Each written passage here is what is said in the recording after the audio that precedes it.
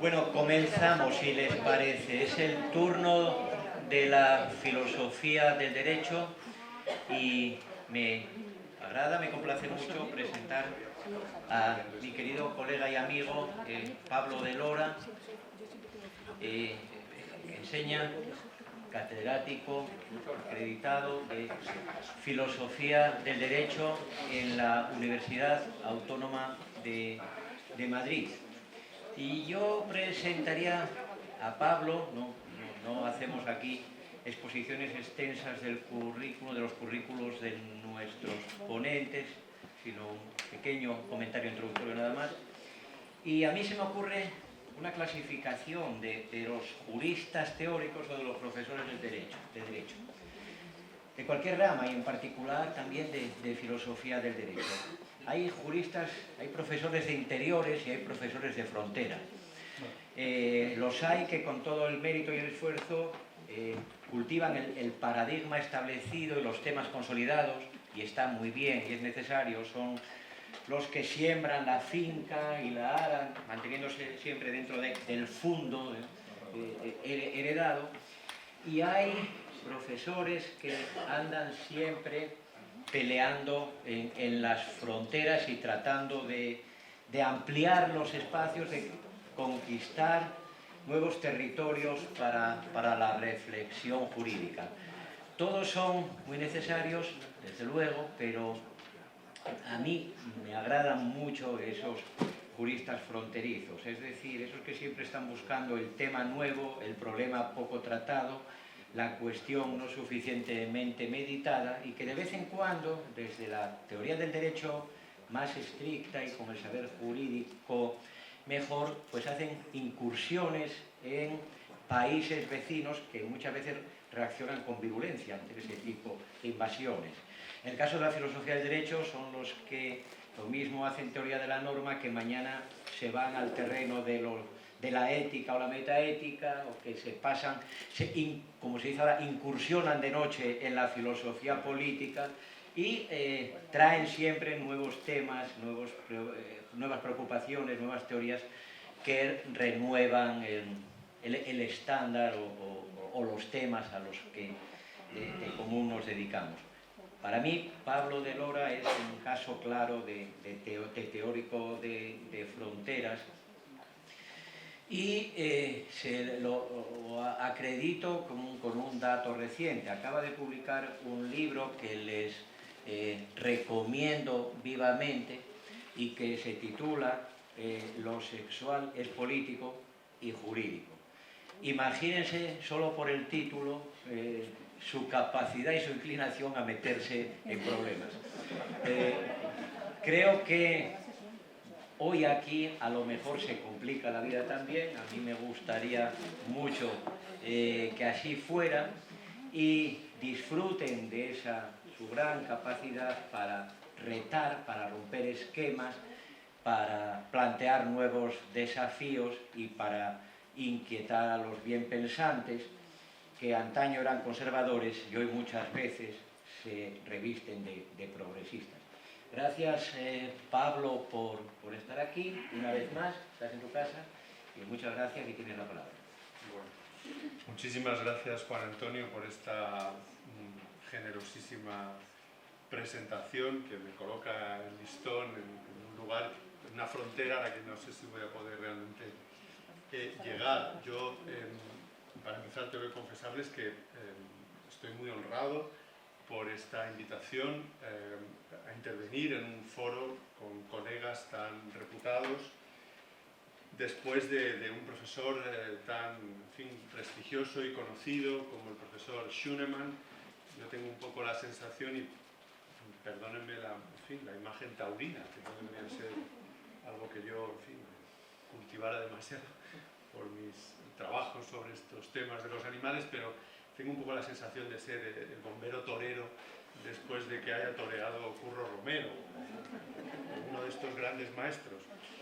Así que en esa condición un poco de, en fin, subalterno, voy a tratar de prolongar, espero que de manera complementaria más que muy redundante, las cuestiones que ya de esa manera tan precisa y magistral ha desarrollado el ponente anterior. Yo, en fin, quiero, antes de abordar el texto, quiero decir también que este texto, y en general esa labor que yo trato de desarrollar y que con tanta caridad y benevolencia ha descrito Juan Antonio García Amado, tiene una deuda con algunas personas en concreto de la Academia Española que a mí me han influido extraordinariamente para tratar de ser ese filósofo del derecho fronterizo, porque ellos me parece que son también pensadores de frontera y de interior y de lo que haga falta. Y esas personas están hoy aquí, con lo cual mi compromiso es todavía mayor. Uno es ciertamente Juan Antonio, al que yo siempre leo con absoluta devoción y muchas veces con mucha sonrisa, cuando no carcajada, por su inteligencia, pero también por su sentido del humor. Otra persona es Manolo Atienza, que está aquí en primera fila, a quien conozco hace también muchos años y cuyo magisterio ha sido enormemente influyente. Y otra persona es Fernando Molina, que es también un teórico del derecho, además de un extraordinario penalista y del que siempre aprendo. Y los menciono, entre otras razones, porque van a ver enseguida que yo les traigo aquí al retortero, con un afán de mostrar lo que ellos mismos y tan brillantemente han dicho en relación con la cuestión que hoy abordamos, y bueno, también como una manera de rendirles tributo. Hay muchas otras personas que veo por aquí, que conozco bien y a las que, en fin, no menciono simplemente para no alargar este primer alegato. Mi pretensión es más bien modesta. Yo voy a tratar de presentar algunos elementos para la discusión de los dilemas trágicos y el derecho penal, o qué relación hay entre estas dos categorías o grandes campos de la reflexión filosófico-jurídica. Y como decía, voy a repetir algunas de las cuestiones que ya se han tratado. Tal vez aporte una perspectiva un tanto distinta, como filósofo del derecho, esa es mi formación, como se ha dicho, y bueno, espero que esa perspectiva enriquezca y sobre todo invite al debate posterior. Mi título para la mayoría de ustedes habrá sido inmediatamente reconocible como un guiño a uno de los que se considera grandes filósofos políticos del siglo XX, que es Jerry Cohen, que tiene este célebre libro que se titula Si eres igualitarista, ¿cómo eres tan rico?, que a su vez era un guiño, no sé si un guiño, en fin, cierto poner el palo en las ruedas de la bicicleta a Ronald Dworkin. Entonces, de ahí lo de si hay casos trágicos en derecho penal, ¿cómo puede ser tan positivista? Yo voy a leer un texto en aras a mi propio control y no dispersarme demasiado, y también a la precisión. Un seminario de Derecho Penal y Filosofía del Derecho con penalistas y filósofos analíticos no permite ni media frivolidad conceptual, así que mejor leo lo que buenamente puedo escribir. No acostumbro a hacerlo, no me gusta, pero me parece que es, bueno, en esta ocasión lo mejor. Y ese texto, que espero leer en unos 25 o 30 minutos, tiene tres momentos. Hay un primer conjunto de consideraciones preliminares que voy a tratar, y una cierta radiografía de los casos trágicos y del contexto de la discusión sobre los casos trágicos, que espero sea complementaria a las muy pertinentes observaciones que hizo en la ponencia anterior el profesor Schunemann. Luego voy a hablar de casos trágicos y derecho penal, y concretamente me voy a referir a dos supuestos de entre los muchos posibles. Uno es al supuesto, al caso de una sentencia del Tribunal Constitucional de finales de los años 90, la sentencia del Tribunal Constitucional 67/98, es un recurso de amparo sobre un caso de delito de abandono de familia, de acuerdo con el entonces vigente Código Penal, y luego, claro, pues voy a hablar de la tortura. Y bueno, finalmente esbozaré un apunte, ni siquiera una modestísima conclusión. Bueno. Cuando uno piensa en casos trágicos, acuden a la mente esos supuestos, creo que se me oye, ¿no? Esos supuestos que en filosofía moral se conocen como ética del bote salvavidas. Es decir, por un lado, esas situaciones dilemáticas sobre el sacrificio de bienes importantes para los individuos en condiciones de escasez, al modo en el que Calabresi y Bobbitt lo teorizaron en su obra clásica, Tragic Choices, o bien, en segundo lugar, escenarios en los que se calibra el alcance de nuestro compromiso con ciertas prohibiciones absolutas de conducta, a la manera en la que hizo célebre, o al menos yo así lo pensaba hasta hace una hora, Philippa Foot con su legendario Trolley Case, que tendré que revisar si es que no es realmente original de ella, sino de Belfeld, tal y como se ha apuntado por el profesor Schunemann. Decía su célebre caso del tranvía y la ingente exégesis que lo siguió a manos de Judith Jarvis Thomson, Frances Cam, más recientemente, y otros muchos cultivadores de la ética normativa. ¿De qué manera nos hacen pensar sobre el derecho y su aplicación estos casos trágicos? De acuerdo con una teoría de la argumentación jurídica muy conocida y consolidada y muy discutida, ayer mismo por la tarde, la distinción entre casos fáciles y difíciles marcaría una diferencia en el tipo de actividad que debe desarrollar el aplicador del derecho. Así, en los casos fáciles, la decisión está completamente controlada por reglas, es decir, para resolver, los jueces no precisan más que de una operación subsuntiva. Los casos difíciles, en cambio, serían aquellos en los que necesariamente hemos de recurrir a la ponderación para sopesar entre bienes o valores en conflicto. En principio, ello no tiene nada que ver con la dificultad moral del asunto. Habría casos jurídicamente difíciles, pero moralmente fáciles, y casos jurídicamente fáciles, pero moralmente difíciles. En el célebre supuesto de la menor de edad Gabriela, una joven de 17 años, cuya bebé Verónica precisaba de un trasplante hepático para sobrevivir, una mera y única subsunción permitía llegar a la conclusión de que a Gabriela, la madre menor de edad, el derecho español le prohibía ser donante de vivo. De acuerdo con la legislación vigente en materia de trasplantes, la donación de vivo exige la mayoría de edad del donante, sin que hubiera excepción alguna prevista relativa a lo próxima que estaba la mayoría de edad de la posible donante, ni al estrechísimo, el más estrecho vínculo que uno puede concebir entre donante y receptor, ser la hija de la donante. La dificultad que cualquier juez encargado de resolver el caso puede tener parece más bien de naturaleza moral. ¿Cómo dejar morir a ese bebé si resulta que su única alternativa es que su madre menor de edad le done? Distinta esa dificultad, creo yo, de la que afrontaría si tuviera que decidir, por ejemplo, cuándo corresponde convocar elecciones generales de acuerdo con la legislación española, si, tal y como establece el artículo 99.5 de la Constitución, tal cosa debe hacerse transcurrido el plazo de 2 meses a partir de la primera votación de investidura y resultase que ningún candidato se ha presentado para obtener la confianza del Congreso. ¿Cómo fijar el inicio del plazo? O distinta también esa dificultad al fin de aquellos supuestos en los que hay 2 normas de igual rango que colisionan, como son los típicos supuestos de conflicto entre la libertad de expresión y el derecho al honor, o tantos otros choques entre derechos o principios constitucionales. Esta distinción entre casos fáciles y difíciles, constitutiva del positivismo jurídico, según un conocido teórico del derecho, Andrei Marmor, y la correspondiente necesidad de ponderar antes de subsumir cuando nos las vemos ante un caso difícil, sigue siendo objeto de una persistente discusión entre los teóricos del derecho y la argumentación jurídica.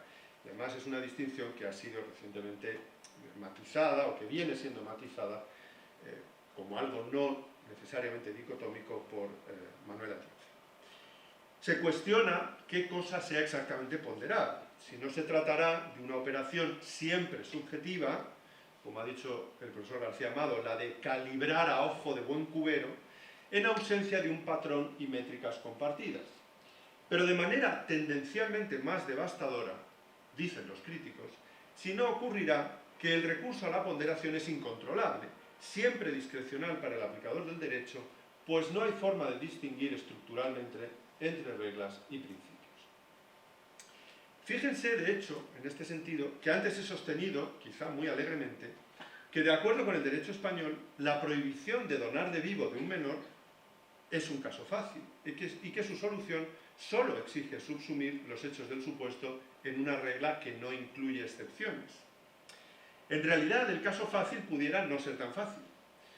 Así, señala Atienza, que incluso en los casos prima facie fáciles, nos encontramos con los principios en la trastienda, ya que la subsunción no es un puro asunto de obediencia a las reglas.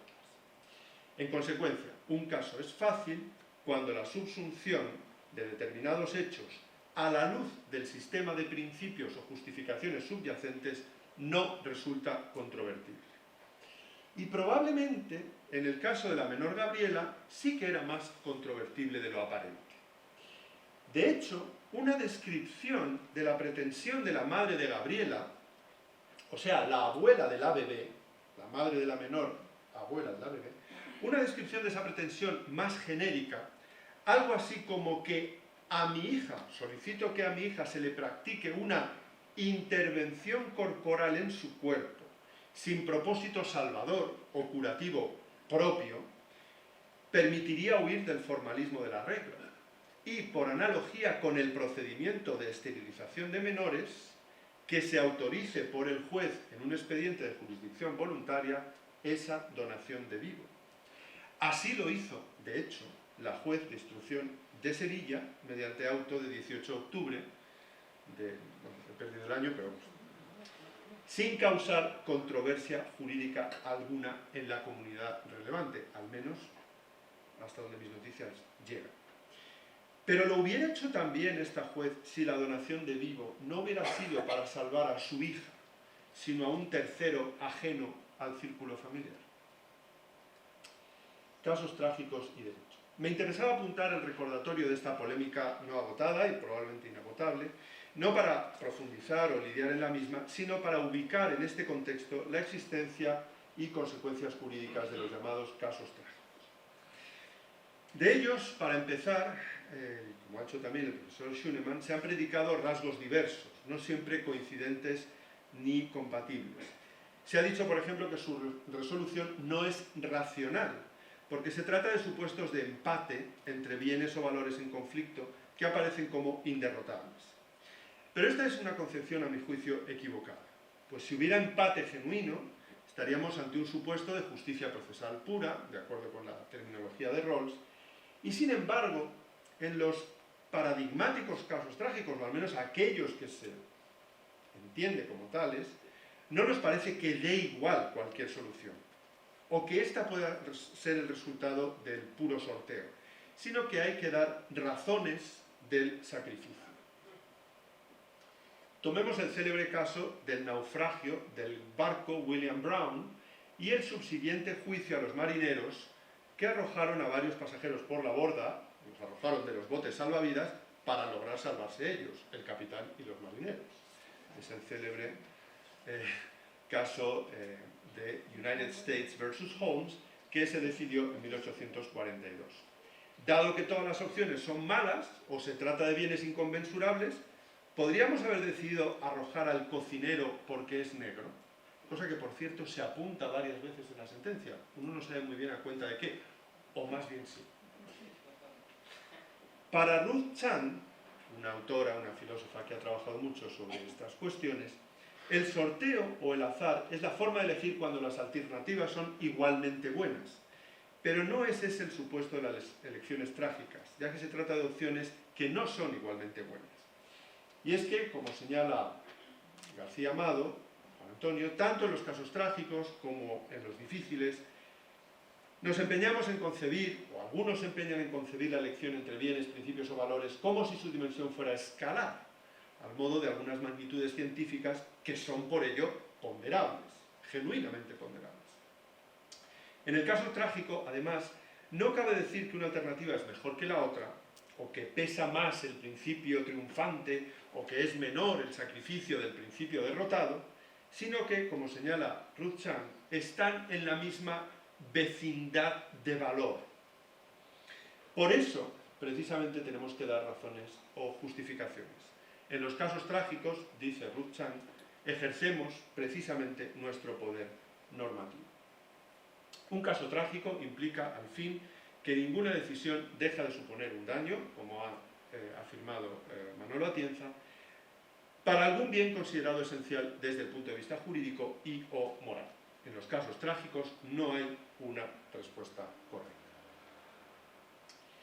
Bien, si tomamos como criterio para la caracterización del caso trágico algo distinto, algo así como el posible conflicto mayúsculo, interno, que la solución jurídica genera a la conciencia del juez, la existencia de casos trágicos es ubicua y más prevalente, paradójicamente, en aquellos sistemas jurídicos que, como los propios de la democracia constitucional, se encuentran fuertemente moralizados. Así lo ha sostenido Manolo Atienza.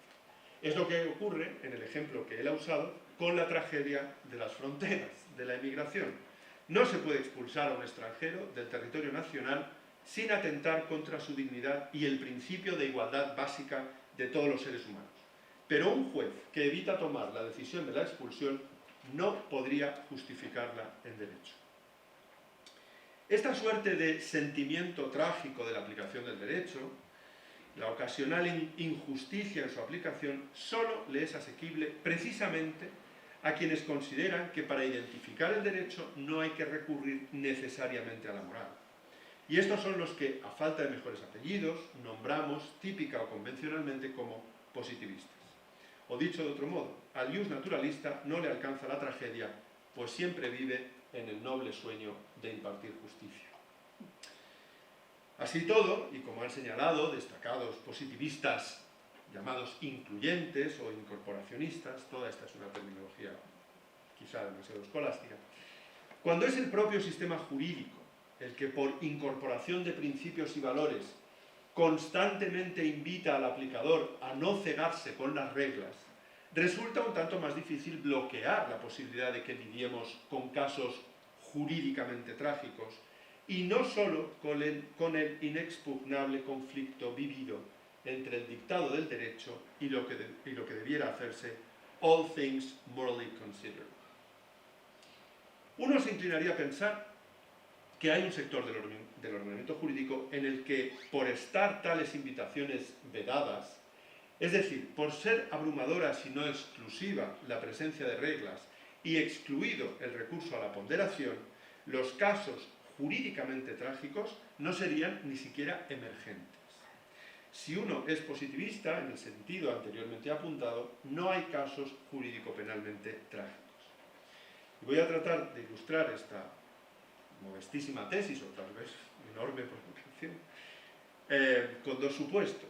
La anunciada sentencia del Tribunal Constitucional 67/98, que resuelve un recurso de amparo en un caso de presunta comisión del delito de abandono de familia, y la justificabilidad o excusabilidad de la tortura.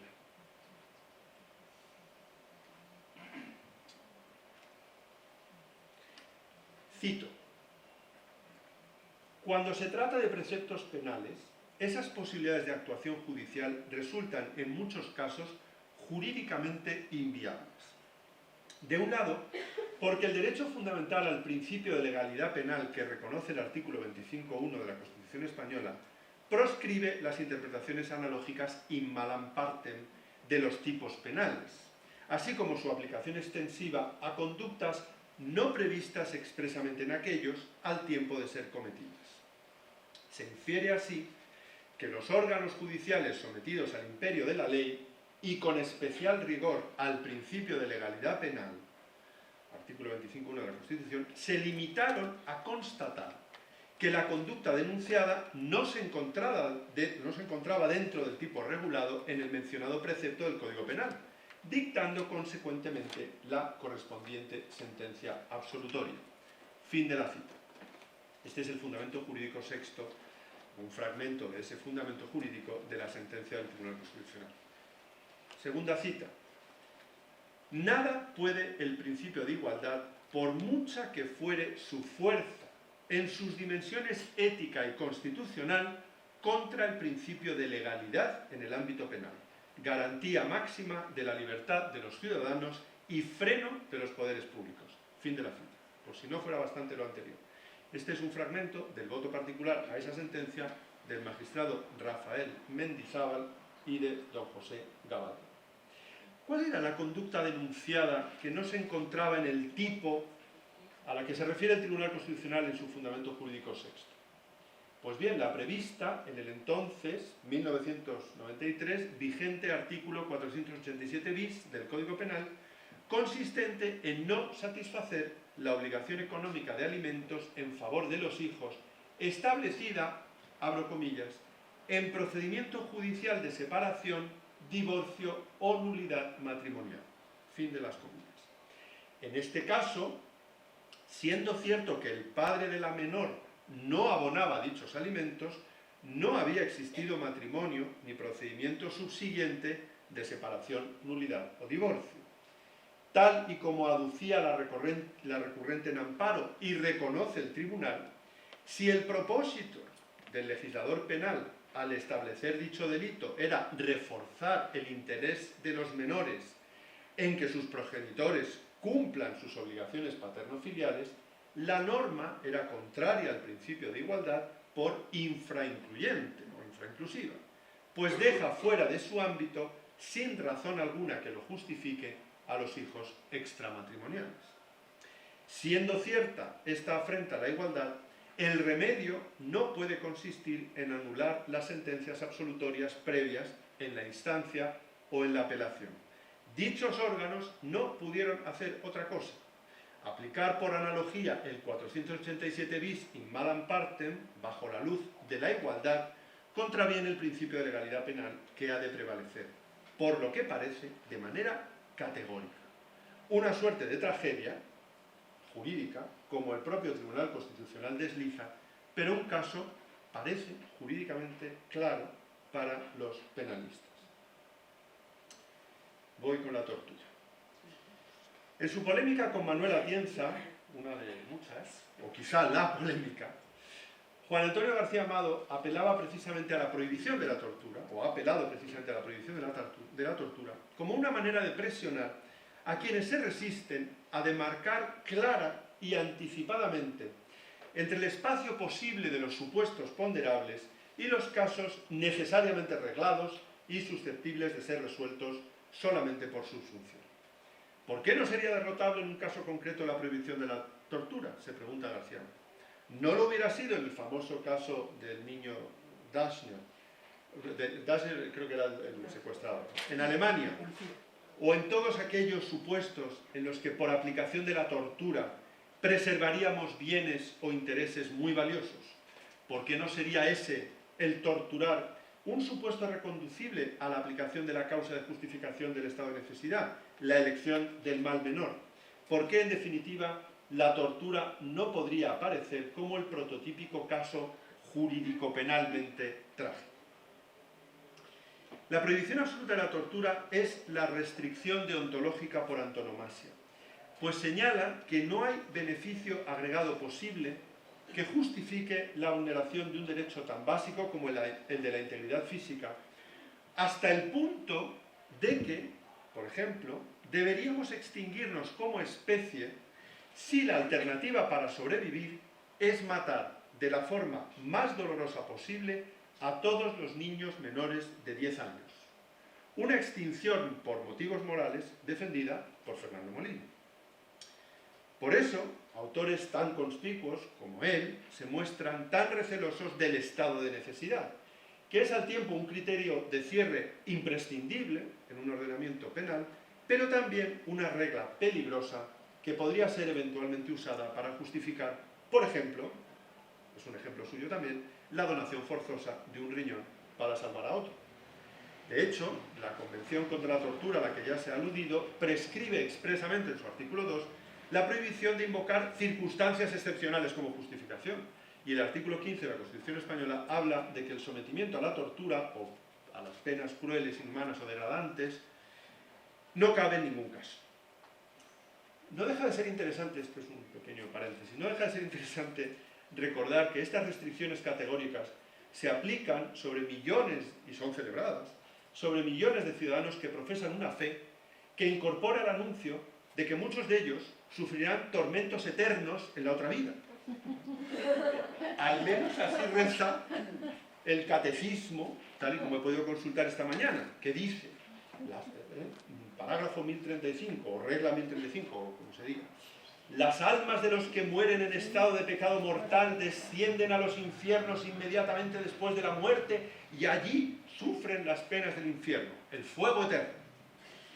Bueno, hay una respuesta fácil, demasiado fácil, como el propio García Amado y otros muchos han acertado a señalar, consistente en apuntar que la tortura es siempre un mal mayor, y que así lo evidenciaría la historia y el hecho de que la ponderación es siempre mucho más compleja de lo asumido en los escenarios hipotéticos en los que la tortura aparecería justificada. Esta es, por ejemplo, la idea que ha defendido Fernando Molina. A mi juicio hay dos experimentos mentales en los que, controlados bien todas las variables que condicionan nuestro juicio, la conclusión de que está justificado torturar es difícilmente resistible.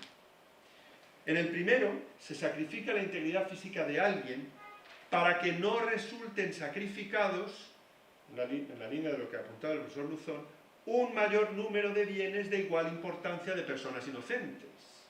Y en el segundo de los supuestos, que pasaré a continuación a describir, se tortura en legítima defensa. Primer experimento. Imaginemos que en el célebre caso del tranvía, en la versión Philippa Foot o Belsen, nuestra acción de mover la palanca, bueno, entiendo que todo el mundo conoce el caso, así que si no en el debate lo podemos especificar.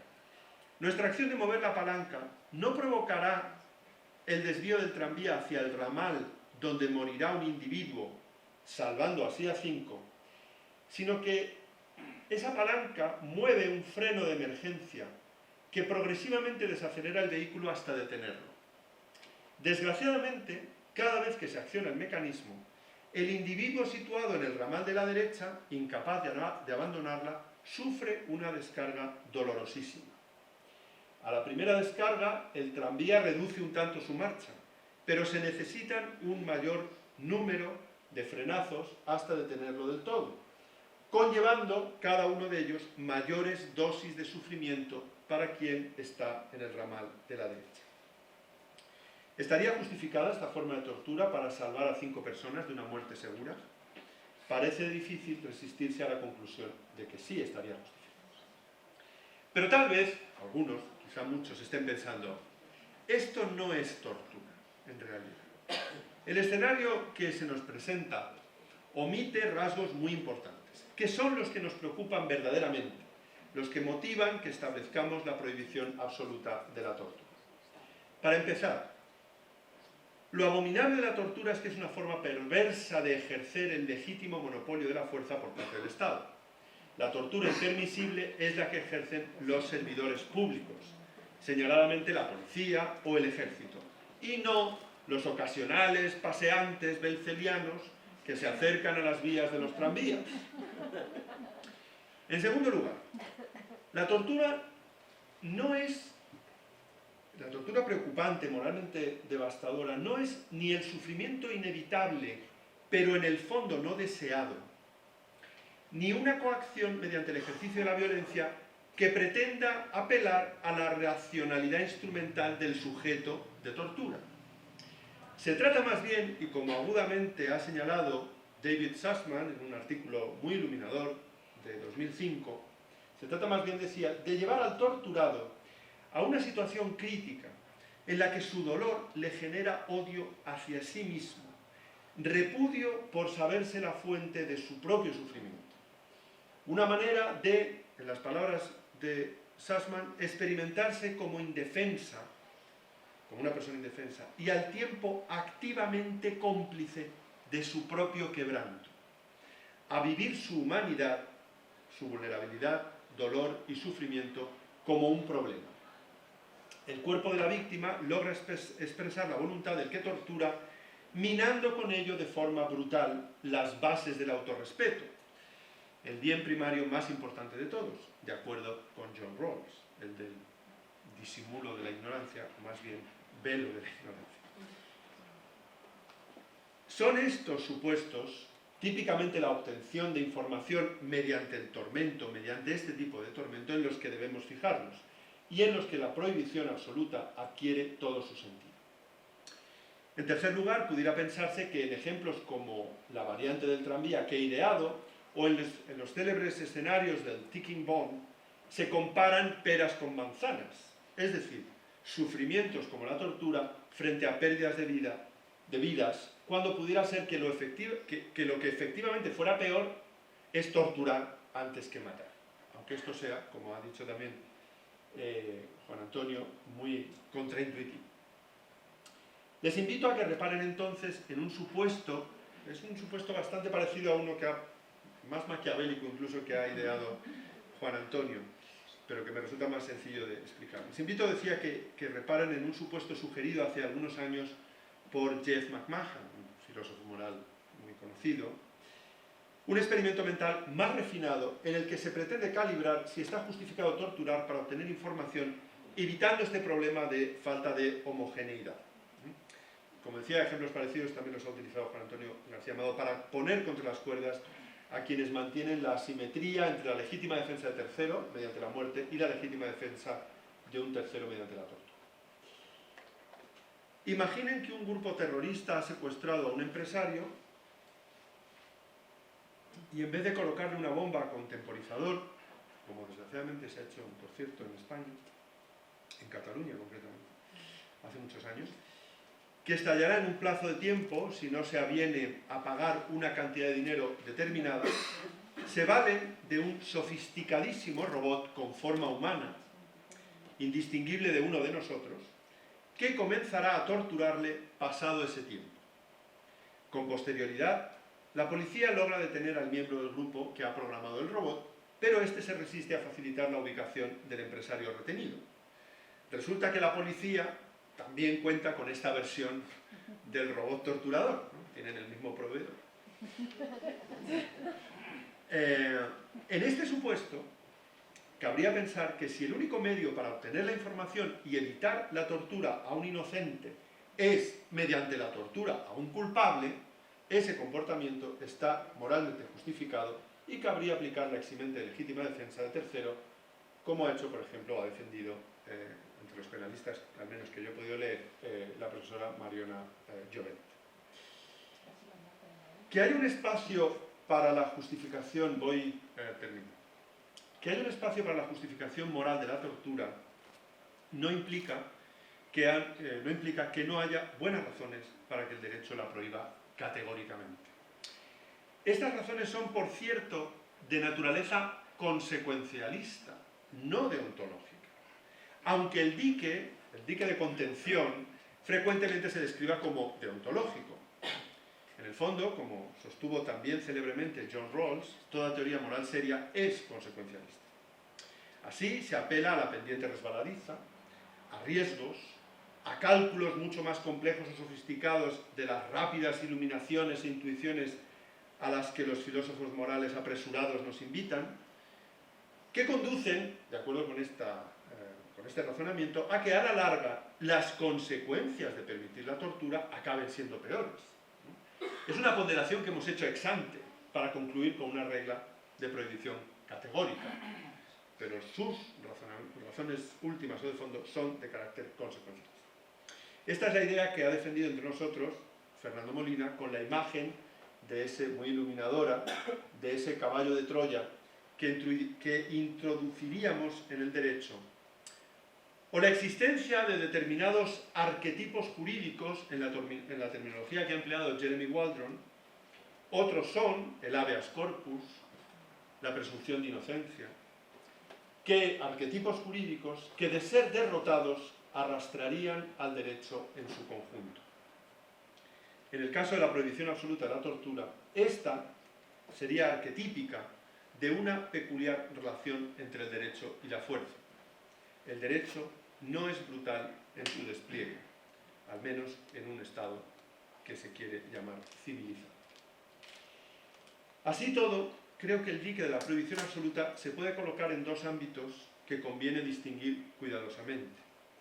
Una cosa es que no debamos regular las excepciones a la tortura porque somos capaces de porque somos capaces de atisbar supuestos en que estaría moralmente justificada, y otra, que no debamos ex post excusar o justificar al torturador del castigo que le reserva el Código Penal. En cuanto a lo primero, nos repele inventariar las excepciones a la maldad, por decirlo a lo rápido, especificar las condiciones para la tortura legal, como en los célebres memorándums ominosos en los años aquellos de la lucha contra el terrorismo, de la guerra contra el terrorismo, digamos, enarbolada por Estados Unidos. Reclamar precisión para saber si uno incurre en delito fiscal parece cualitativamente diferente a detallar las condiciones bajo las cuales el Estado puede derribar un avión comercial secuestrado que pudiera dirigirse contra la población civil o el número de voltios en la picana. En cuanto a lo segundo, la punición ex post a quienes incumplieron el deber de no torturar, uno podría preguntarse con Juan Antonio García Amado, si la prohibición moral de la tortura no es absoluta, ¿cómo no justificar eximentes o estados de necesidad ex post en algunos casos? Él mismo se manifiesta en relación con la tortura, y le cito, nada partidario de que jurídicamente la cuestión se resuelva a base de ponderar, pues ese camino conduce a lo mismo, a que sean los poderes establecidos, entre ellos el Poder Judicial, los que caso a caso determinen si la tortura es jurídica y constitucionalmente lícita o no. Jurídicamente no puede ni debe caber más que el veto. Fin de la cita. En el mismo sentido se ha manifestado Fernando Molina cuando defiende el efecto oclusivo, que en el caso de la tortura debería operar de manera absoluta, a la manera en la que establece el artículo 2 del Convenio contra la Tortura. La ponderación ya se hizo y no hay excepciones ni indicaciones. García Amado, sin embargo, también ha afirmado que, y vuelvo a citar, seguramente en ellos, en los sistemas jurídicos, hallaríamos eximentes para los torturadores de esos casos, no de cualesquiera otros. Eximentes como la legítima defensa o el estado de necesidad mismamente. Fin de la cita. Pero, ¿no es esto último la operación esencialmente ponderativa que queremos ocluir en todo caso? Cuestión diferente me parece a mí, pero después de lo que he escuchado anteriormente, ahora tengo muchas dudas, es excusar, entender que tal vez no pudieron ser culpables quienes actuaron para salvaguardar mayores bienes de mayor importancia. Como en otro momento el propio García Amado ha sostenido, y le vuelvo a citar, si admitimos que no caben justificaciones sino excusas subjetivas, en realidad estamos dando por buena la naturaleza absoluta de la regla prohibitiva. En el trabajo de Manuel Atienza, que he venido comentando, señala que, a diferencia de los filósofos, los juristas han tendido a rehuir los casos trágicos. Yo, de manera seguramente temeraria, no he querido hacerlo, aceptando su velada invitación a considerarlos. Y muy modestamente, y seguro que también muy temerariamente, querría concluir que en el ámbito de un derecho penal civilizado, la existencia de ciertos arquetipos, el principio de legalidad penal señaladamente y ciertas reglas, la prohibición absoluta de la tortura, el habeas corpus, la presunción de inocencia, impiden la existencia de casos jurídicamente trágicos, porque es precisamente en el ámbito del derecho penal el sector del ordenamiento que se ocupa de usar la fuerza como última ratio, en el sector en el que con más nitidez se dibuja o se debe dibujar la separación conceptual entre el derecho y la moral. Solo un juez penal positivista puede vivir como tragedia el hecho de que moralmente hubiera sido mejor, para el caso concreto, sacrificar derechos o bienes básicos. Muchas gracias.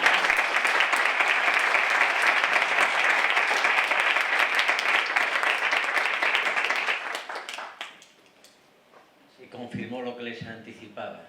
Ya ven, interesante, atrevido, profundo y retador. Así que, preguntas y... Aquí comenzamos por el profesor Atienza y luego el profesor Diego Luzón. Y después Fernando Molina.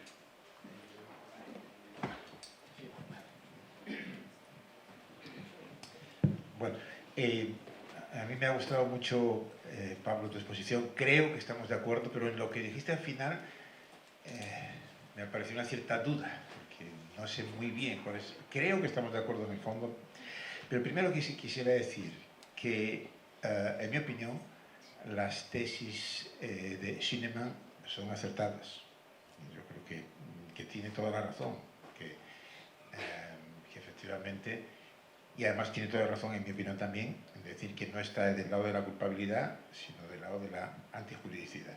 O sea que, por ejemplo, en el caso famoso del avión, que efectivamente que era lícito, o en el caso de la tortura, aunque él no lo considerase como un caso trágico. Y por cierto, creo que en esto también tiene razón. Yo, en mi opinión, el supuesto de la tortura en sentido estricto no sería tampoco un caso trágico. ¿Por qué digo que no es un caso trágico? Porque claro, si uno se pone a ver cuál es el valor que se está ahí protegiendo. Hay un problema, diríamos, definicional, que entendemos por tortura, que creo que es lo que estaba en el fondo de la discusión con Fernando Molina, con el que yo creo que también me parece que concuerdo. Claro, resulta algo chocante que uno diga que algo es tortura pero está justificado. Entonces, por eso, entonces, a la hora de definir, bueno, si tomamos la definición puramente descriptiva de tortura, causar un daño para lograr una información. En ese sentido, entonces me diría, es tortura. Yo digo, ¿por qué no es un caso trágico? Porque aquí, ¿cuál es el valor? El valor que hay que proteger es no causar a nadie un daño injustificado. Pero es que en este supuesto me parece que claramente estaba justificado. Como yo creo que es obvio, que fue lo que dijo Schienemann, cualquiera que estuviese en el lugar del policía, ¿qué piensa que debería haber hecho el policía? Lo que hizo. Entonces, me parece que es absolutamente absurdo pensar que, por lo tanto, que el derecho penal pueda reprobar a alguien una acción cuando hizo lo que todo el mundo piensa que es, cuando digo todo el mundo, lo que justificadamente, de acuerdo con nuestra moral, pensamos que es lo que debió hacer. O sea que ese yo creo que efectivamente no es un caso trágico. O sea, en mi opinión, Schienemann tenía razón en lo que dijo Luzón, que me parece que compartía el punto de vista. Yo creo que es así. Ahora, ¿cuál es la dificultad con esto de la tortura? Ahora que estuvimos ahí un momento hablándolo sin poder desarrollarlo. Claro, que una cosa es que uno se haga la pregunta. Debemos regular lo que tú te lo hacías, Pablo. Debemos regular la tortura y decir, la tortura está prohibida a no ser qué.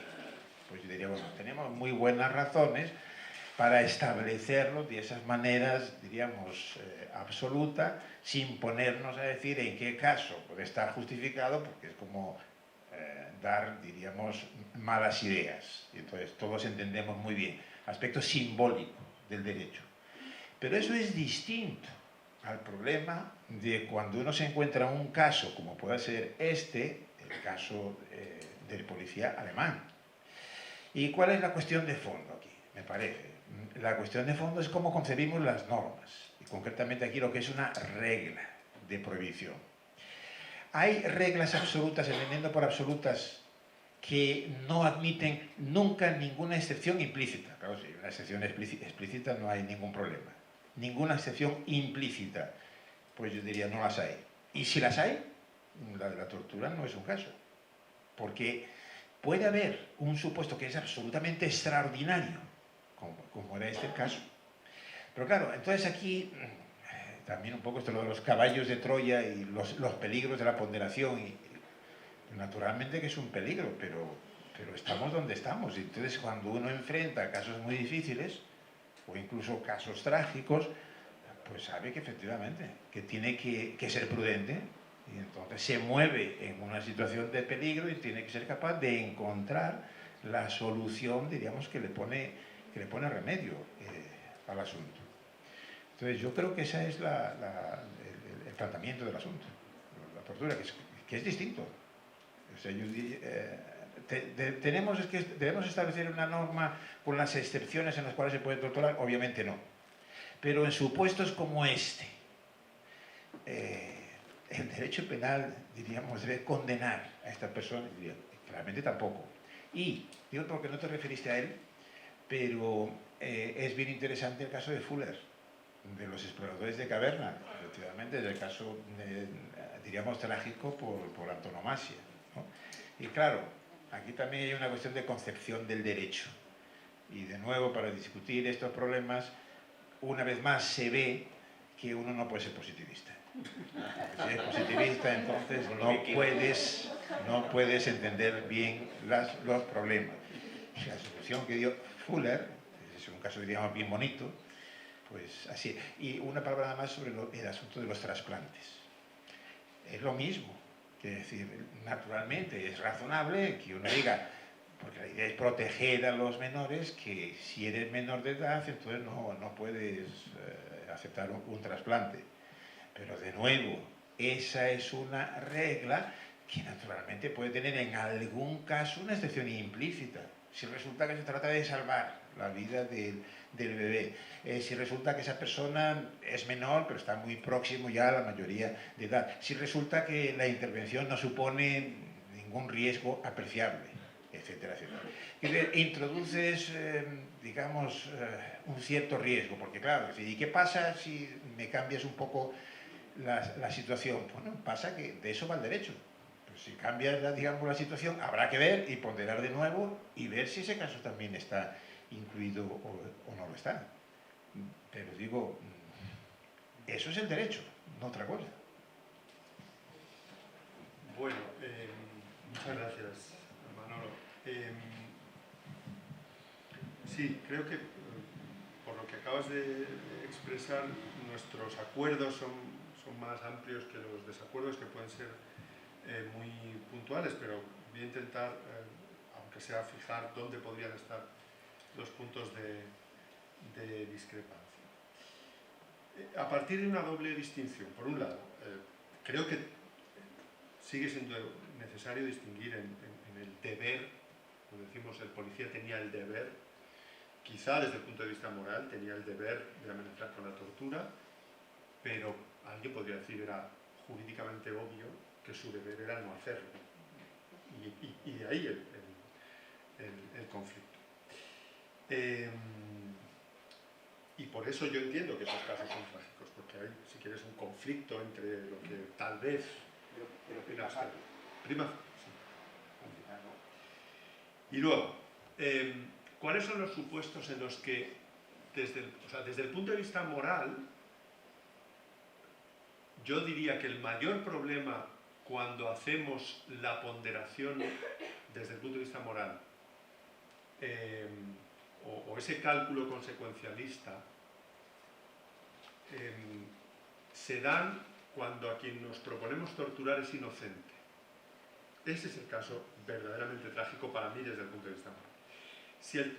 A ver, en la situación idealizada, si el que ha puesto la bomba es el culpable, pues entonces creo que las cosas son muy distintas.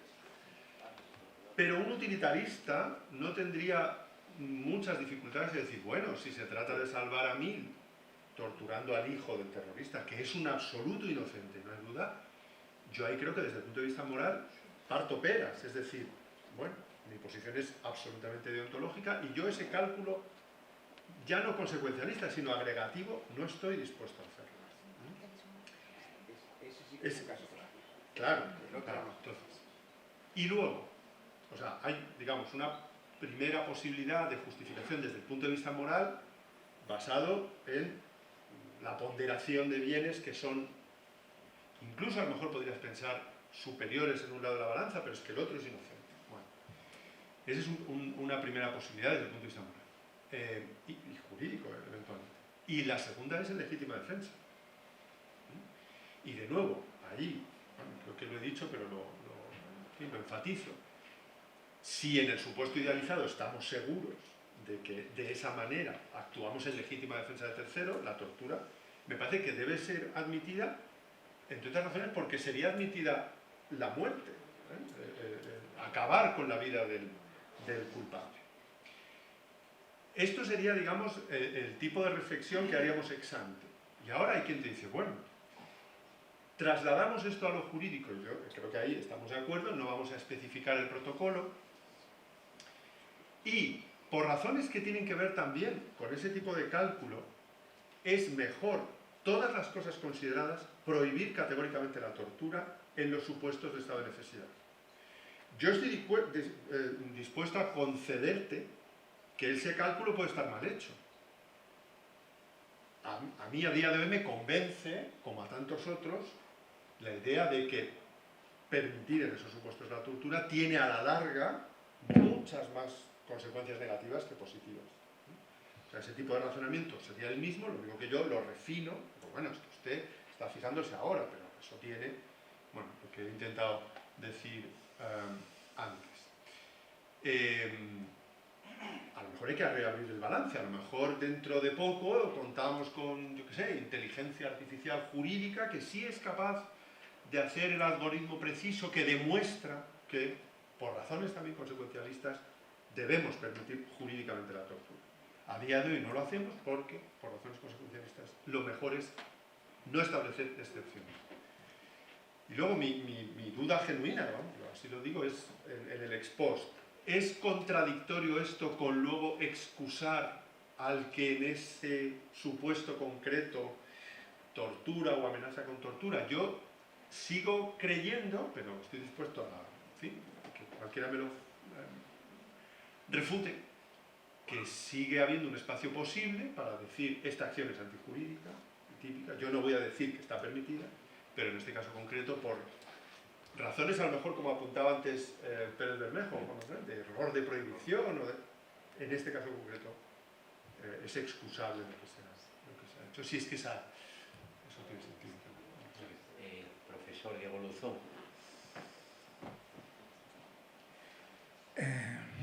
Vamos a ver, en primer lugar, una aclaración. Yo, en principio, sobre la cuestión de si cabe o no cabe estado de necesidad para justificante que permita practicar tortura para salvar vidas inocentes, etc.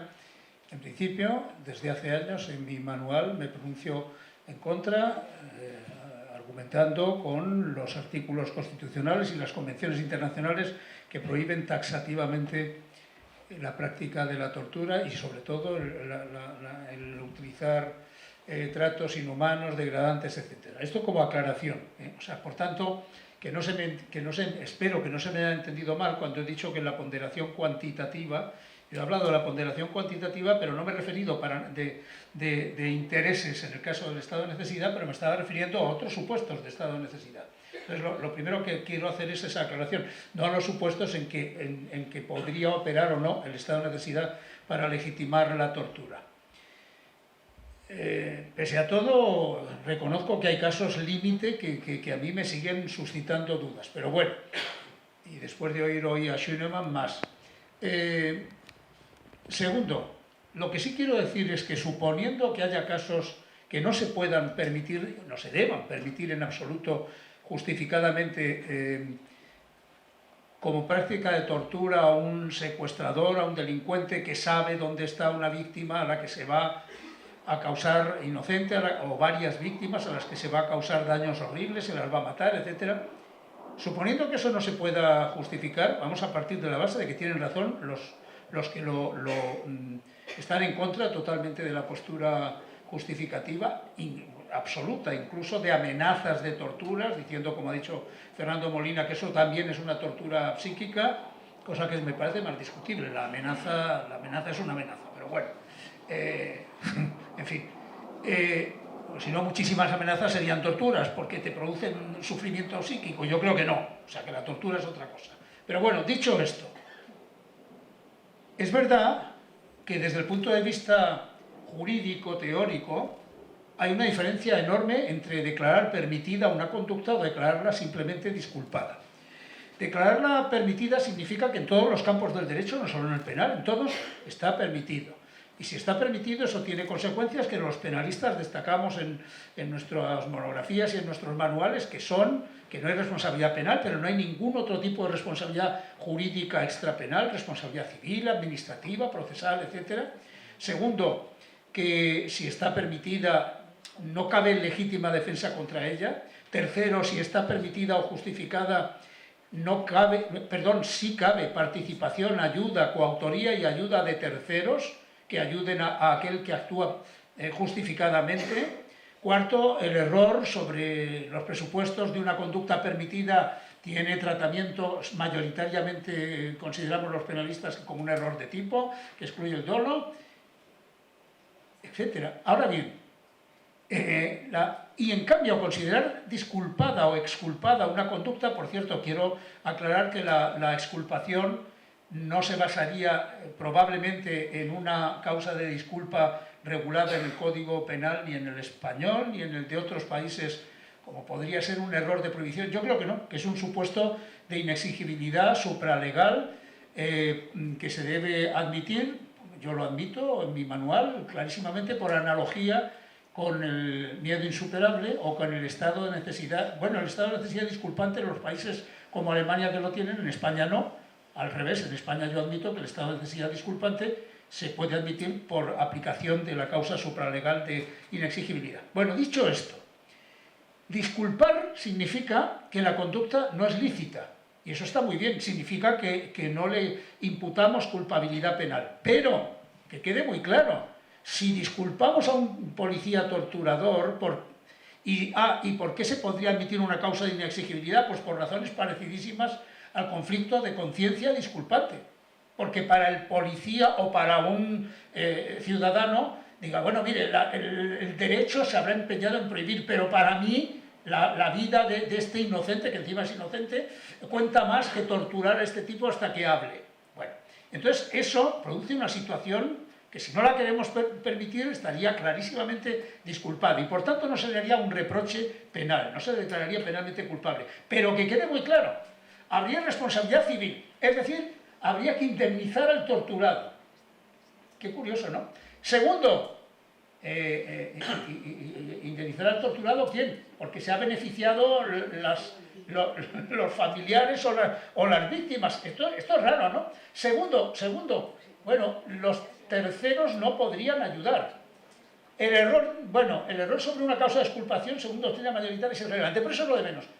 Cuarto, importantísimo, cabría legítima defensa contra el policía porque estaría llevando a cabo una actuación prohibida, aunque estuviera disculpada. Es decir, que podía llegar cualquiera partidario, o bien amigo del torturado, o bien partidario, Fernando Molina, justiciero. Yo soy partidario absoluto de la prohibición de la tortura. Actúo en legítima defensa de este tipo y le pego un tiro al policía, porque el tipo no desiste, y lo dejo cojo para toda la vida, o lo dejo inválido, o lo mato si se resiste, si pese a mis tiros.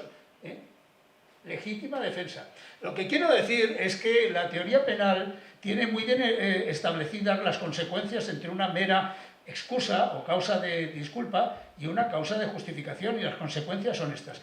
Y ya para acabar mi intervención, dos cosas muy cortas, porque me he alargado más de lo que quería. Pero quizás sea esclarecedor alguna de las observaciones que... ¿Excusa tu opinión? La excusa. Sí, Manolo, sí. Bueno, no, pero si yo no digo que las excusas, no, que todo el mundo tenga claro qué significa excusar, que no es lo mismo que justificar. Es una postura muy paradójica. No. Bueno, lo hablamos. No lo provoques, que habla otros... A ver, dos cosas más. Una pregunta a Pablo y una observación final, muy corta también. La pregunta mía, no sé si te he entendido bien, ¿eres partidario o no de restringir los casos de tortura que se prohíben sin excepción, salvo algún caso excepcional, pero en fin, como regla, que te parece bien que se prohíban a los miembros del Estado, de las fuerzas de la policía, o funcionarios, autoridades, o también consideras que la prohibición y la finalidad de los convenios internacionales y de las prohibiciones constitucionales de aplicar tratos degradantes o inhumanos o que atenten a la dignidad humana nos obliga o nos afecta a los particulares. Que la cosa podría tener... Bueno, los policías no podrían torturar, los particulares sí, según lo que sea. Esa es la pregunta mía. No sé si te decantas por una interpretación o por otra. Y tercero y último, en el caso... alguno de los casos que se han mencionado, el caso del cambio de la vía del tranvía o para que vaya a otra vía, el tranvía o el tren, da igual, causándole descargas eléctricas y sufrimiento que ha puesto, un caso que has expuesto, un caso, no sé si era tuyo o era de alguien que lo ha formulado, un caso muy interesante. Y bueno, yo creo que igual que otros muchos de los supuestos que ha discutido Schünemann, nada tienen que ver con tortura, porque efectivamente, y eso sí lo ha dejado muy claro el ponente, son supuestos que el contexto no tiene ni la finalidad de causar sufrimiento ni de arrancar una confesión o una información, y por consiguiente, lo que quiero decir que muchos de los supuestos límite y de casos trágicos que estamos discutiendo en este seminario, nada tienen que ver con tortura, porque a ver si se va a pensar al final que en todos los supuestos límite hay prohibición de tortura. No, el derribo de aviones nada tiene que ver, allí no se está torturando a nadie. Bueno, muchas gracias, profesor Luzón, porque me ayuda muchísimo a pensar mejor sobre toda esta cuestión.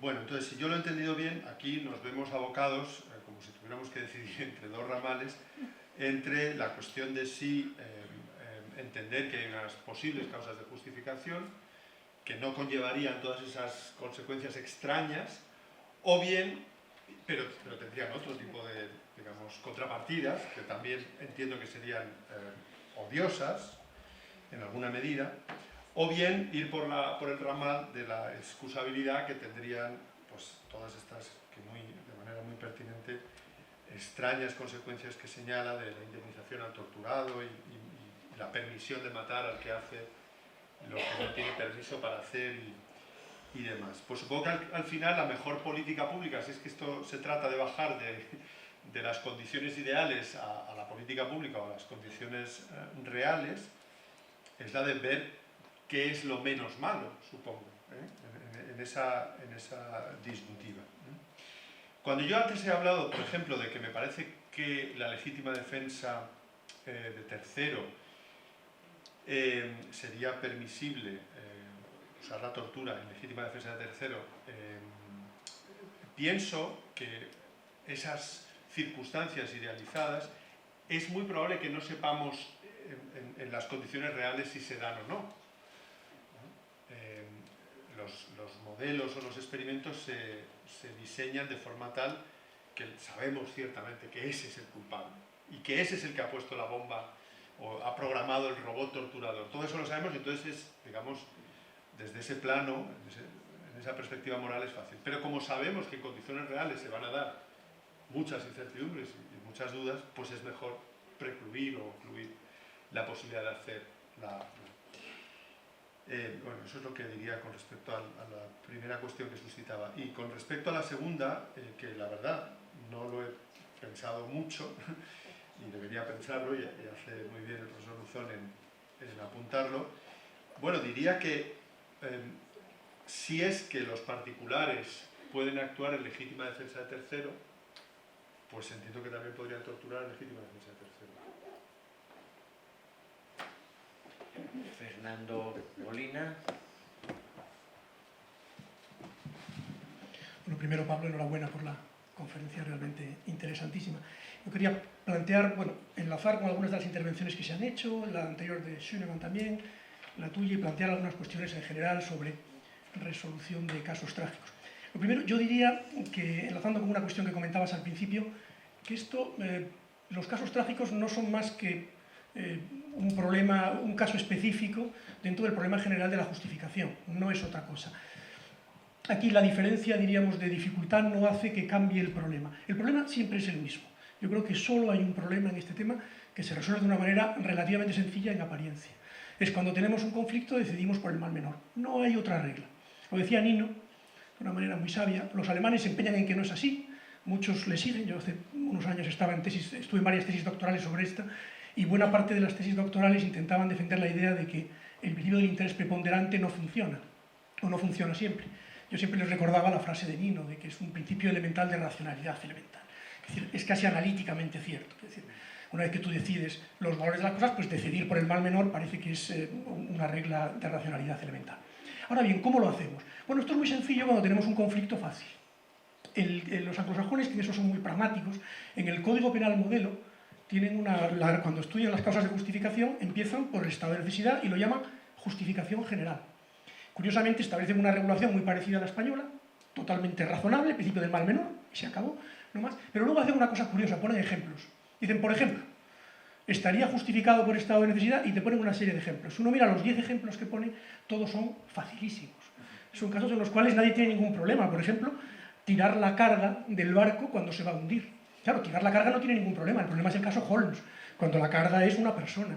Entonces, efectivamente, decidieron ahí el capitán y la tripulación arrojar personas. Entonces, claro, empieza el problema. No dice nada el Código Penal modelo de esto. ¿Por qué no dice nada? Efectivamente, porque se trata de un problema complicado. Bien, esto es un problema de justificación o de excusa. Ahí coincido plenamente con Schünemann, esto es un problema de justificación. Esto llevarlo a la excusa me parece que es un error que tiene que ver con la regulación alemana, que en este tema creo que es, voy a decir de una manera muy, quizás fuerte, pésima. Por muy buenas razones, pero pésima. Es un sistema totalmente atormentado que violenta la navaja de Occam 100 veces, en el cual para resolver algo que el Código Penal español resuelve con una regla elemental sencilla, mal menor, utilizan el estado de necesidad justificante. Luego, como no pueden, lo crean de una forma extrañísima, diciendo que tiene que haber un interés que prepondere mucho. Luego te dicen, no, si prepondera solamente un poquito, algunos dicen, pues también, claro, ¿por qué no vas a aplicarlo si es así? Entonces luego crean el estado de necesidad el estado de necesidad defensivo. Cuando no tal, el estado de necesidad exculpante. Como ven que no llegan a todo, la colisión de deberes, que se la inventan y la sacan del estado de necesidad, porque claro, con la regla que han creado tampoco funciona. Y cuando todavía llega el caso de los Evans y no saben qué hacer con él, entonces generan el estado de necesidad supralegal exculpante. O sea, un sistema absolutamente atormentado para resolver algo que el Código Penal español, con la, yo creo, sabiduría del siglo XIX, simplemente dijo la regla elemental de racionalidad de Nino. O sea, en caso de un mal menor, resolvemos en caso de conflicto, el mal menor. ¿Cuáles son los problemas? En mi opinión hay 4 tipos de problemas que tienen que ver con los conflictos trágicos, o sea, aquellos que no responden al Código Penal modelo porque son difíciles. ¿Cuáles son esos 4 tipos de problemas? Primero, aquellos en los que no nos ponemos de acuerdo sobre lo que está en conflicto. Sencillamente porque uno piensa que la vida vale más, la vida de la madre o los intereses de la madre más que la del feto, entonces no nos ponemos de acuerdo. Eso es un caso trágico también, pero tiene una solución muy sencilla. Si no nos ponemos de acuerdo, el legislador decide. Crea una regla, como las reglas concretamente de que permiten el aborto en determinados casos, y nos atenemos a ellas, efecto oclusivo, y no hay más. No hay otra solución para eso. Ese tipo de casos trágicos se resuelven así porque no hay otra forma. Sencillamente discutimos acerca del valor respectivo de lo que está en conflicto. Estos no me plantean demasiados problemas. Segundo, los casos en los cuales puede haber intereses personales que cambien la ponderación. Esto es un tema muy poco estudiado en la doctrina en general porque se lleva a la exculpación. No es un problema de exculpación, es un problema que, en mi opinión, es lo que yo llamo justificación personal. Creo que se podría explicar así. Por cierto, me parece que podría venir muy bien para el caso que comentabas de la madre y del niño. En ese caso, lo que en general no está justificado en la donación podría estarlo porque, diríamos, hay una situación especial, una vinculación específica entre la madre y el niño que puede justificar que ahí se cree una regla para ella. Puede estar justificado en ese caso lo que no lo estaría en otro. Tampoco me plantean mayores problemas. Esto se puede resolver así, por ejemplo, casos como el pago de un secuestro a los terroristas. Me parece que es un caso claro de esto. A la familia nunca nadie la persigue. Gimbert decía, esto está justificado. Decía, claro, pero ¿por qué está justificado? Hay quien dice incluso que es atípico, pero evidentemente estás pagando a terroristas. Puede estar justificado para la familia, pero no para terceros. Tampoco me plantean mayor problema. Luego estarían los casos trágicos, diríamos, que yo llamo de indecidibilidad. O sea, aquellos en los cuales realmente estamos ante situaciones en las cuales ni siquiera uno mismo para sí sabría qué hacer. El caso de la decisión de Sophie, por ejemplo. Yo creo que en esos casos, sinceramente, habría algo parecido a lo que Kaufmann hablaba del espacio libre del derecho. O sea, yo creo que en esos casos simplemente hay que dejar a los intervinientes más próximos que decidan, y lo que decidan nos vale para el derecho. Sin perjuicio de que pueda haber soluciones distintas en función, por ejemplo, para el Estado y para los particulares. Tampoco me preocupa mucho. Los casos que me preocupan y que enlazan más con el objeto de tu intervención y con lo que también ha comentado Schünemann, tienen que ver con el cuarto supuesto. Aquellos casos en los cuales la ponderación es complicada porque no sabemos todo lo que está en juego. Sencillamente tendemos a hacer siempre, la valoración que hacemos es una valoración rápida, inmediata, pero a veces no sabemos lo que está en juego. Y eso se mezcla con un problema añadido que es lo que está detrás de todos los problemas verdaderamente graves, la distribución del mal. Vamos a ver, la regla del mal menor funciona de manera perfecta cuando uno se la aplica a sí mismo. En un caso de conflicto que te afecta a tus propios intereses, tú eres el que decide. A veces puedes no saber lo que te viene mejor o peor, pero en cualquier caso todo el mundo está de acuerdo en que si el sujeto cree que es mejor para él una determinada cosa, esa solución debe ser la válida y se acabó. El mal menor para él, siempre que esté en un ámbito en el cual puede decidir, pues es la correcta. Eso no habría mayor problema. El problema es cuando salvamos a unos a costa de otros. El problema es de distribución a costa de terceros, que es lo que se plantea en todos los casos realmente conflictivos. Ahí hay algunas reglas muy sencillas. La primera, la legítima defensa. El criterio de distribución, o sea, en la legítima defensa no es más que un estado de necesidad específico en el cual tenemos una regla de distribución sencilla. El que ha generado el problema de manera culpable, o bueno, no iba a decir culpable, o no, o por lo menos antijurídica, se resuelve el hecho a su costa. Eso no lo resuelve todo, pero sí casi todo. Por eso existe desde siempre, porque es una regla de distribución sencilla que todos compartimos. Pero cuando no es así, estaríamos en los casos de estado de necesidad sin más. Estado de necesidad, diríamos, en los que no hay una agresión ilegítima, empiezan los problemas. Y ahí, evidentemente, se pueden utilizar diferentes criterios. Pero en cualquier caso, enlazando con lo que tú antes decías, siempre son cuestiones consecuencialistas, siempre se trata de examinarlo, de mirar lo que está en juego. Con lo cual, si ha podido dar la impresión de que yo en algún momento defiendo una prohibición deontológica de la tortura, de ninguna manera. Yo creo que el deontologismo no se puede interpretar más que como una sabia regla consecuencialista, seguramente. Hay ciertos contextos en los cuales ser deontológicos es la mejor forma de no dar al enemigo, diríamos, que puede utilizar la regla consecuencialista de una forma extraña, no dar argumentos. Por ejemplo, en relación con la tortura. Seguramente muchos torturadores estarían encantados de haber oído a Schoenemann y a Manuel Atienza. ¿En qué sentido?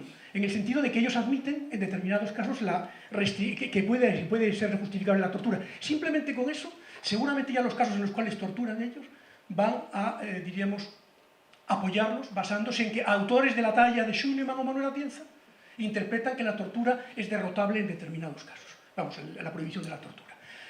Se puede hacer, después de un análisis consecuencialista completo, se podría llegar a la conclusión de que en ciertos contextos, naturalmente precisando lo que es la tortura es siempre un mal mayor. Mi opinión es que sí. Que un análisis complejo de esa situación muestra que la tortura es siempre un mal mayor, siempre que se entienda por tortura el concepto técnico de tortura, que no es ni la tortura de los particulares, ni los casos que tú mencionabas, que son completamente correctos, cuando los alemanes dicen la prohibición de la tortura es absoluta por razones deontológicas. Yo digo, no, porque puede haber, les pongo el mismo ejemplo que tú ponías, conflicto entre dos dignidades idénticas, un sujeto que tenga que decidir entre dos torturas, naturalmente, pero es que eso no es el problema es los casos de tortura en los cuales un policía, o sea, el Estado ejerciendo el ius puniendi, se roga la posibilidad de torturar a otro para tal, ¿podría ser en algún caso justificado? Mi tesis es que no, que en ningún caso. Y aquí, como estamos en un seminario, yo diría, si en algún caso, si me fuerzan hasta el límite, en el ejemplo que decíamos de la desaparición de la raza humana, que por cierto, contra la tesis de Bert Schoenemann está el argumento de, él decía que no puede desaparecer la raza humana, pero ¿y si la única manera de evitar que se desapareciera la raza humana fuera matando a un completamente inocente, a un niño al que seleccionáramos, ¿lo haríamos también? Pues a lo mejor no, a lo mejor eso no sería razonable, yo creo que no lo sería. Entonces la cuestión es, ¿podemos de alguna manera llegar a la conclusión de que en ciertos contextos la tortura merece una protección absoluta? Pues creo que esa regla es una regla destilada por la Convención de Naciones Unidas contra la Tortura y más específicamente por otro caso que no se cita casi nunca, que son los convenios de Ginebra. El caso de los convenios de Ginebra es el caso trágico por excelencia, es casi el caso que planteaba Bert Schoenemann. O sea, tú detienes a un ciudadano, un alemán detiene en la Segunda Guerra Mundial a un ciudadano inglés, a un teniente inglés, que sabe que el bombardeo va a ser de mañana en Dresde y que se puede evitar, se podría esa noche a lo mejor sacar a la población de allí y evitar la muerte de 300.000 personas. ¿Podría hacerlo ilícitamente? Los convenios de Ginebra dicen que no. ¿Por qué dicen que no? Pues seguramente porque es una regla extraordinariamente sabia de la experiencia que nos dice en ningún caso podemos hacer esto porque si no empieza el problema que hemos mencionado del plano inclinado. Entonces la única manera de establecer algún tipo de límite a eso es convertirlo en una regla casi deontológica, o sea, convencernos de que es deontológica, la tortura se prohíbe sin más y se acabó. Aunque los que nos dedicamos a esto sepamos que en el fondo no es más que una cuestión consecuencialista. Sería un poquito el planteamiento que yo haría. Bueno, aplauda lo que es asturiano y se puede. Bueno, no, la verdad es que no, o sea, que coincido básicamente con todo lo que has dicho y, en fin, por no ser descortés, pues bueno, voy a apuntar o enfatizar alguna cuestión que has suscitado. Esto de los intereses personales en tu clasificación, sí, efectivamente, son lo que en filosofía moral se llaman prerrogativas centradas en el agente. Estos son los típicos supuestos del tranvía, en los que el que está aislado es tu hijo. Y entonces, ahí dirías, no sé, Scanlon, por ejemplo, ha dicho, bueno, si no vas al infierno, como nos anuncia el catecismo, sino que mueres en el futuro y vas al cielo, y has decidido salvar a tu hijo y no a 1000, tú vas a poder, digamos, resistir la mirada de los 1000 a los que dejaste morir, porque enseguida van a entender es que era mi hijo, ¿no? Entonces, bueno, esto creo que es lo que en este ámbito se llama prerrogativas centrales de la gente, que, claro, tiene por supuesto los problemas de cuál es la dimensión de la prerrogativa, si es más allá de los hijos.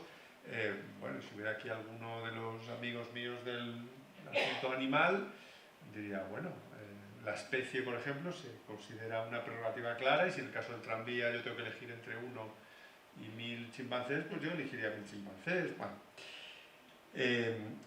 Luego, sí, somos consecuencialistas. Amartya Sen dice que hay un consecuencialismo de los derechos. O sea, como es en situaciones de conflicto inevitable como regla de racionalidad contar, lo que contamos son bienes, intereses o derechos semejantes, y lo que procuramos es salvar cuantos más mejor. Esto parece obvio. Lo que no estamos dispuestos, en cambio, es hacer cualquier tipo de consecuencialismo, concretamente cualquier tipo de agregación. ¿Estaría alguien dispuesto a torturar al que sabemos culpable de que va a destrozar las meninas? O sea, mi ejemplo, no ha secuestrado a un empresario, sino que tiene las meninas y ha programado un robot que la va a quemar el cuadro. ¿Podríamos torturar para salvar las meninas? Pues ahí probablemente diríamos no, porque no son bienes, bueno, algunos dirían sí, no son bienes comparables. Bueno, nos quedaría espacio para una última pregunta corta. Una larga no, 2 cortas.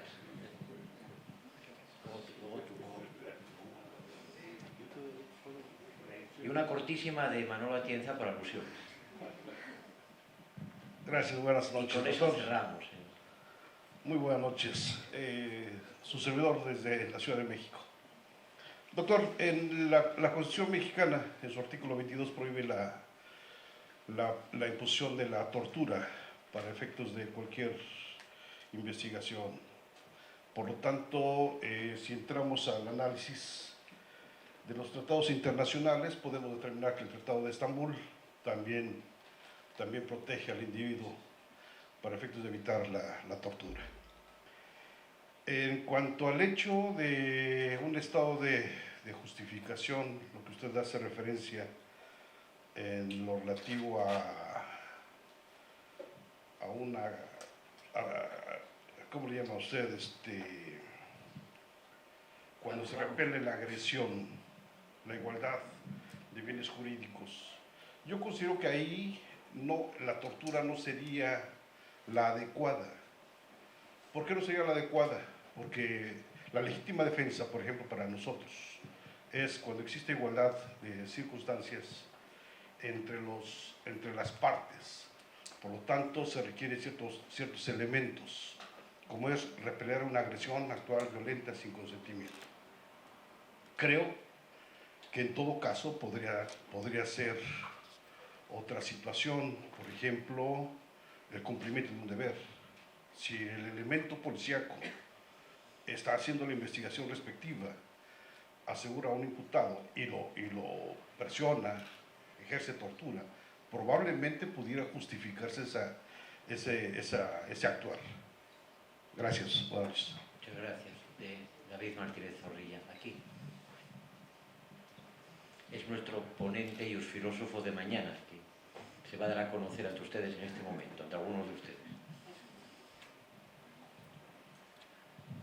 Muchas gracias, David Martínez de la Universitat Oberta de Cataluña, como bien ha dicho Toño. Bien, yo sí que simplemente voy a hacer un comentario muy breve.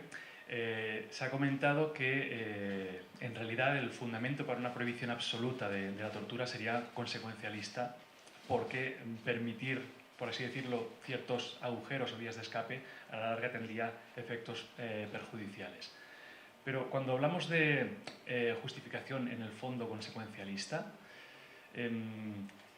puede que en realidad volvamos otra vez al punto de partida, porque no estamos hablando de un consecuencialismo clásico del utilitarismo de la mayor felicidad para el mayor número, porque simplemente por una cuestión numérica el número de torturados es menor que el de no torturados, y seguramente el número de beneficiados por la tortura es muy superior, con lo cual la mayor felicidad se cumpliría sin ningún problema. Pero, ¿por qué sería, las consecuencias por qué serían negativas? Pues en el fondo sería porque sería una vía de comenzar a ir lesionando, quizá en una línea ascendente, la dignidad y los derechos básicos de las personas, con lo cual volvemos de nuevo a un cierto fundamento deontológico. Es decir, las malas consecuencias son malas consecuencias porque son lesiones de principios deontológicos básicos. Simplemente, digamos, sería como dar la vuelta a todo el círculo. Muchas gracias. Y Manolo, por alusiones, dice. A ver a quién ataca Manolo por alusiones. Ataco a Fernando y a Pablo. Porque yo creo que su argumento, el argumento es manifiestamente tramposo. Por lo siguiente, porque cuando se hace el balance consecuencialista, el argumento utilitarista, claro, una cosa es el utilitarismo del acto y otra cosa es el utilitarismo de la regla. Distinción que ellos conocen bien, pero que en este caso han dejado fuera del asunto. Entonces, cuando lo que hay que ver si aceptamos o no es la consecuencia de la regla que tú estás apoyando en el supuesto con todos los detalles, que era el supuesto este alemán, lo de Schienemann. Y entonces eso, lo único que estás diciendo es que no que en cualquier caso vaya a estar justificado o que estás aceptando un agujero, no, que si se dan precisamente todas esas circunstancias, es cuando la justifica, no en el resto, y ahí me parece que es una trampa manifiesta. Y vuestro argumento, diríamos, es una reducción al absurdo, porque entonces lo que estáis diciendo, lo que estáis reconociendo en el fondo es, el policía hizo algo que está justificado, por eso le castigo. Pues si eso no es una contradicción, no sé cuál es. Y lo que dijo Luzón, yo estaba casi aplaudiendo con las orejas, porque era un argumento perfecto por reducción al absurdo. O sea, imaginemos que fuese un caso de exculpación. Si es un caso de exculpación, entonces llegamos a consecuencias que son manifiestamente absurdas. ¿Qué se sigue? Que no es un caso de exculpación. Muy bien, muchas gracias, Manolo. Cierras tú ahora, Pablo, si quieres.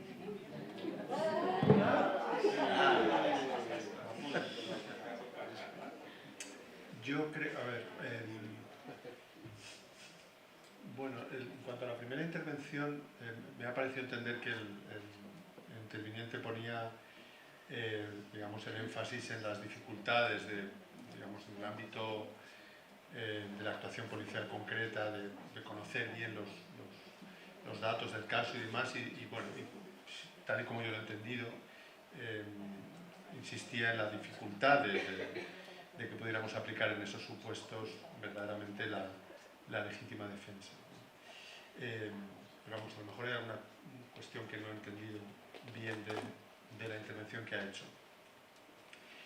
En cuanto a lo que apuntaba David, sí, a ver, la distinción que haría es entre aquellas teorías morales que toman como objeto de la valoración moral las acciones, y estas serían las deontológicas, y aquellas otras que toman como objeto de valoración moral los estados de cosas. Entonces, a partir de ahí lo que necesitamos es una métrica, y un utilitarista estricto diría, bueno, pues los estados de cosas se bareman en función del mayor beneficio para el mayor número o de consideraciones agregativas sin restricciones. Nosotros sí pondríamos algunas restricciones. Somos consecuencialistas porque a la postre, en una situación de conflicto, tratamos de eliminar o promover el mayor bien o el mal menor, pero seguimos valorando acciones y no tanto de manera prioritaria y no tanto estados de cosas con esa serie de restricciones. Y en cuanto a lo de Manolo, bueno, a ver, necesariamente tenemos que decir que cuando excusamos a este individuo estamos lanzando el mensaje de esto estaba justificado.